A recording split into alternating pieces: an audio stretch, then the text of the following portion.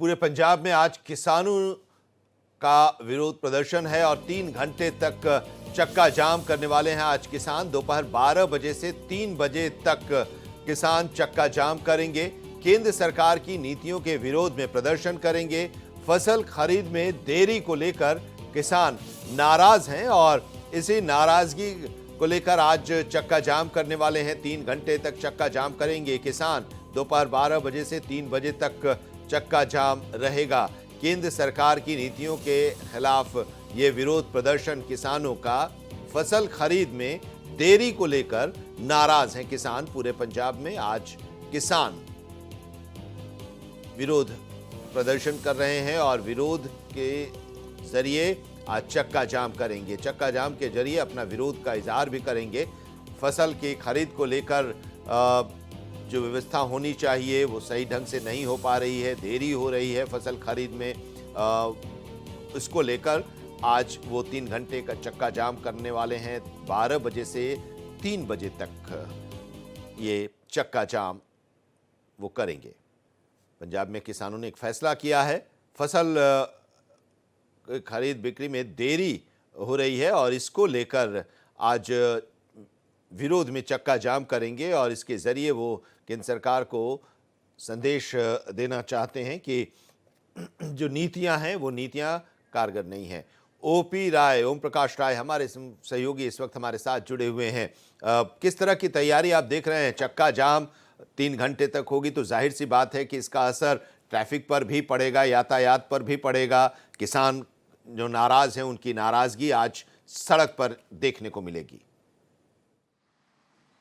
जी आनंद, देखिए जैसा कि किसान यूनियन ने पहले ही घोषणा की थी कि जो केंद्र सरकार की नीतियां हैं किसानों को लेकर उससे वो संतुष्ट नहीं और उसका विरोध कर रहे हैं। और जिस तरह से अब ये धान, आप देखिए कि धान की कटाई हुई है और उसका बिक्री का सीजन आया है और गेहूं की फसल की बुआई हो रही है, तो इसको लेकर वो आंदोलन की बात कह रहे हैं कि वो आगे एक आंदोलन खड़ा करेंगे। लेकिन वो 3 घंटे का आज एक चक्का जाम कर जो है वो संदेश देना चाहते हैं कि सरकार उनकी बात को सुने। और इसी को लेकर जो है पंजाब में और ये पूरी तरह से अगर कहा जाए तो ये चक्का जाम करने का जो पूरे गांव से ट्रैक्टर लेके और ये सारा कुछ ये किसान यूनियन अपना जो है ये 3 घंटे का आज बंद का आह्वान किया है चक्का जाम के थ्रू। जी आनंद, एक चीज और कि राज्य सरकार की इसमें कोई भूमिका नहीं होती खरीद बिक्री को लेकर के? केंद्र सरकार के खिलाफ नाराजगी है, केंद्र सरकार का भी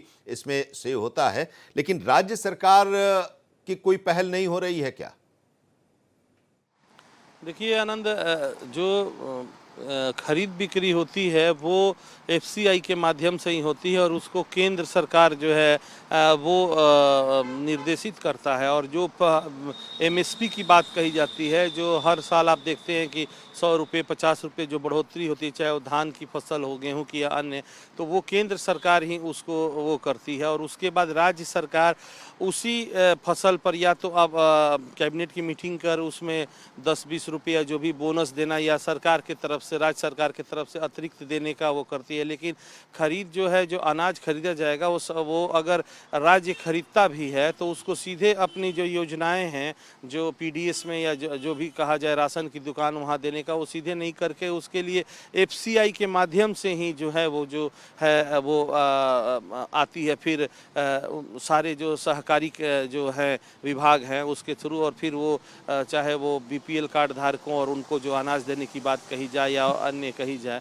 ये होता है। या अगर देखा जाए जो मिल हैं जो बाहर भी जो खुली मंडी में तो अलग वो नियम है, लेकिन अगर सरकारी जो खरीद होती है तो सरकारी खरीद के लिए केंद्र सरकार ही जो है वो डिसाइड करती है और उसके बाद ही राज्य सरकार उसको फॉलो करती है। जी ओम प्रकाश जी, मेरा सवाल है कि यहाँ दिक्कत क्या आ रही है? क्यों देरी हो रही है? क्यों एफसीआई के पास ये जा रहे हैं अपना धान लेकर और वहां पर खरीद नहीं हो पा रही है एफसीआई की तरफ से?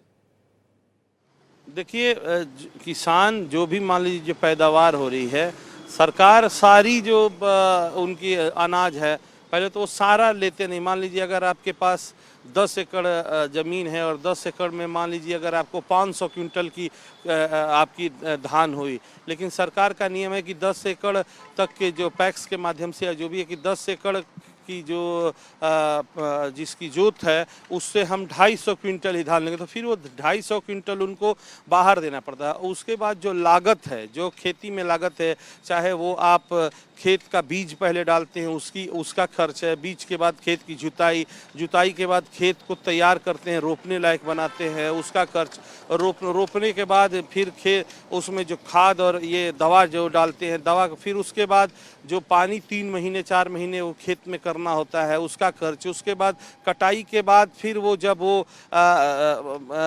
जैसा मौसम है मान लीजिए ठंडा है तो उसमें आर्द्रता काटी जाती है। तो ये चीज़ें किसानों को इतना महंगा पड़ता है खेती के दौरान कि वो उनका मांग है कि हम जो लागत हमारी है, मान लीजिए आज का 2200 समथिंग कुछ रेट है धान का, मोटा धान का खरीद का, लेकिन अगर देखा जाए कि किसान का अगर 1 क्विंटल वो जो धान पैदा करता है तो उसका तकरीबन 1 क्विंटल धान पैदा करने में 1500 के आसपास का खर्च पड़ जाता है। तो उसकी जो बचत है वो बहुत कम होती है, और तो इसको लेकर, और चूंकि ये उसका पैसा लगता रहता है और जो फिर वो खेती में ही वो पैसा जा रहा है, तो इसको लेकर ही इनका ये है कि इनकी लागत बढ़े। एक इनका ये भी कहना था किसानों का कि देखिए 1975-78 में एक किलो धान जो है उसमें 1 लीटर पेट्रोल मिलता था। आज अगर आप 1 लीटर पेट्रोल खरीदे तो 100 रुपये का अगर है तो आप 5 किलो धान खरीद सकते हैं। तो पेट्रोल का दाम उतना हो गया, और जो कीमत है अनाज की सरकार ने उसको ये नहीं बढ़ाया। हालांकि इतना बढ़ाना भी संभव नहीं, क्योंकि फिर लोगों के मतलब खान पान में और ये उधर दूसरी तरफ महंगाई का इसका असर होगा। फिलहाल बहुत बहुत शुक्रिया, हम आपसे आगे भी अपडेट लेते रहेंगे, जानकारी लेते रहेंगे। इस जानकारी के लिए आपका बहुत बहुत शुक्रिया।